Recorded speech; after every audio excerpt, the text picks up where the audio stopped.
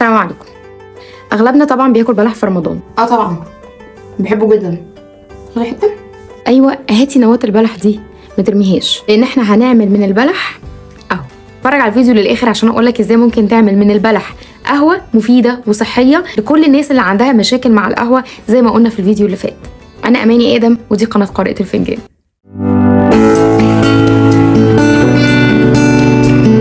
المفروض ان احنا بعد ما بناكل البلح تدور في البيت كده، اي حد ياكل بلح هتاخد النواه منه ما ترميهاش. المفروض ان احنا بنغسلها كويس جدا، او بنغسل النواه بتاعت البلح دي، مش عارفه اسمها نقايه ولا نواه بصراحه يعني. anyway بناخدها ونغسلها كويس جدا ونشيل الطبقه الرفيعه الشفافه دي، ننضفه كويس قوي من بقايا البلح الموجوده فيه، ونسيبه ينشف من 2 ل 3 ايام. بعد ما يبقى ناشف ويبقى شكله كده بنحمصه في الطاسه لحد ما لونه يغمق قوي ويبقى هش شويه، وبعد كده نطحنه. المفروض ان احنا بنجيب البلح ونحطه في الطاسه كده.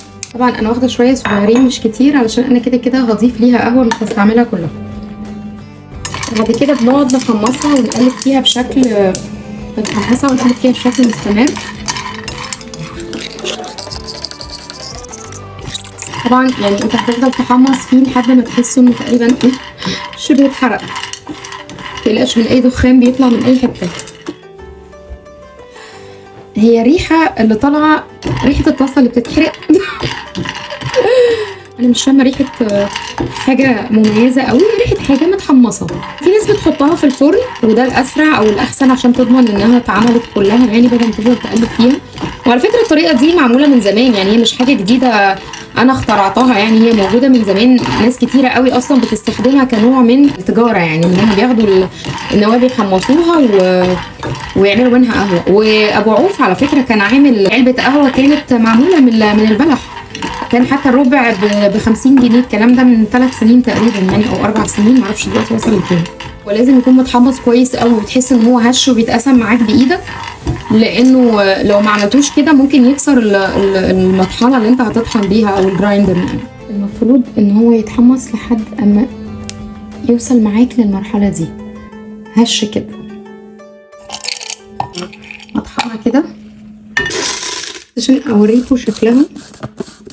شكلها عامل زي ايه؟ الفحم المطحون. عارفين الفحم المطحون؟ اهي تطحن لحد ما تبقى ايه، كلها اتحولت لباودر وتبقى خشنه، طحنتها خشنه. هنا هاخد شويه من نيو انجلاند، هاخد شويه صغننين قوي اهم. سامحني يا رب على اللي بعمله في نفسي.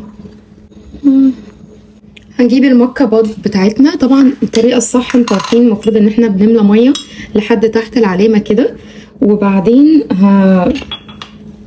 هنحط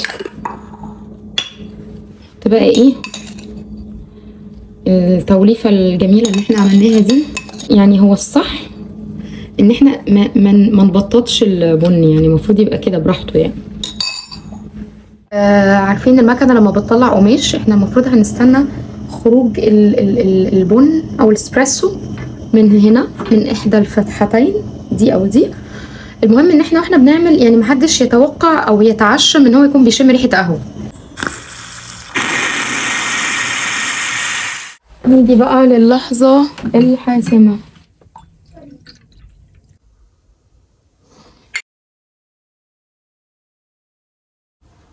انا بالنسبه لي طعمها كويس، طعمها معقول. الناس بتبقى مضطره انها تشرب حاجه بديله للقهوه يعني، هو مش قادر يشرب قهوه بسبب ان هو عنده حساسيه كافيين او عنده قرحه في المعده، او هو قرر لاي سبب من الاسباب انه يمنع القهوه او يقلل الكافيين. احنا قدامنا دلوقتي 2 اوبشنز، يا اما نشربها لوحدها يا اما نشربها بشويه من البن التاني، سواء كانت مطحونه ناعم او سواء كانت مطحونه خشن.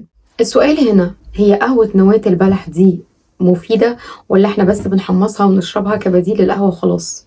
كمية فوايد رهيبة لنواة البلح، فوايد لا حصر ليها. اغلبنا عارف ان البلح او التمر عموما من الحاجات المفيدة جدا، من الحاجات اللي بتدي طاقة، انه بيساعد على هضم وليه فوائد كتير قوي. بس يمكن محدش يتخيل ان النواة اللي احنا بنرميها اصلا كل كمية العناصر او الفيتامينات دي ممكن تكون موجودة فيها. اتكلمنا الفيديو اللي فات عن ان في مجموعة فيديوهات هتكلم عنها بتتكلم عن بدايل القهوة. في مشروبات كتير قوي ممكن استخدمها كبديل طبيعي للقهوة، صحي مفيد لبعض الناس اللي عندهم مشاكل مع القهوه. زي احنا قلنا قبل كده ان اللي عنده قرحه في المعده، اللي عنده حموضه وارتجاع، الناس اللي عندها حساسيه كافيين، الناس دي ما بتقدرش يا جماعه تشرب قهوه بشكل على طول او بتشرب كل فين وفين فنجان. الناس دي حلها في مجموعه الفيديوهات اللي انا هعملها. اول فيديو اتكلمنا عنه كان عن الهوت شيتشا، هتلاقوا لينك الفيديو بتاعها هنا فوق في حرف الاي، او وكمان هسيب لكم اللينك تحت في الديسكربشن. اول فايده عن مشروب البلح ده او مشروب نواه البلح، اكتر حاجه بالنسبه لي انا شايفاها مفيده لناس كتير ان هو كافيين فري. الحاجه الثانيه ان هو انرجي بوستر، يعني انا اقدر اعتمد عليه كحاجه تديني طاقه وفي نفس الوقت ما فيهاش كافيين، فبالتالي برضو اقدر اشربه بالليل. مفيد جدا للناس اللي هي مرضى السكر لانه بيقلل نسبه السكر في الدم. من الحاجات اللي بتميز المشروب ده عن اي بديل تاني للقهوه انه فيه مادتين زي البوليفينولز وفي حمض الاوكزاليك. المفروض ان المادتين دول مفيدين جدا لمرضى الكلى، الناس اللي عندها حصوات في الكلى، بلس ان هو بيحمي من الفشل الكلوي. ومن الحاجات المهمه جدا اللي هي ممكن تفيد ناس كتير قوي ان هو فيه كميه مضادات اكسده حدث ولا حرج، فهي برضو بنعتبرها مشروب ديتوكس، يعني بيفيد الجسم او بيطهر الجسم او بينقي الجسم من السميات اللي موجوده فيه. اهم العناصر الغذائيه اللي موجوده فيه مغنيسيوم وكالسيوم وفوسفور وبوتاسيوم وحديد وزنك، ده غير ان هو بيزود المناعه جدا. الميزه ان انت تقدر تحط عليها اضافات كتيره قوي، يعني ممكن تحط عليها جنزبيل، تحط عليها قرفه، قرنفل، زيت جوز الهند. فيك تستخدمها كقهوه زي القهوه التركي المطحونه وتحط عليها الاضافات اللي انت عايزها وتحوجها بطريقتك، او ان انت تشربها زي ما انا شربتها. ممكن تشربها لوحدها، مش بالضروري تخلطها مع نوع بن تاني. انا كده خلصت، يا رب يكون الفيديو عجبكم وفاتكم. متنسوش تعملوا سبسكرايب عشان تعرفوا كل حاجه جديده عن القهوه. باي باي.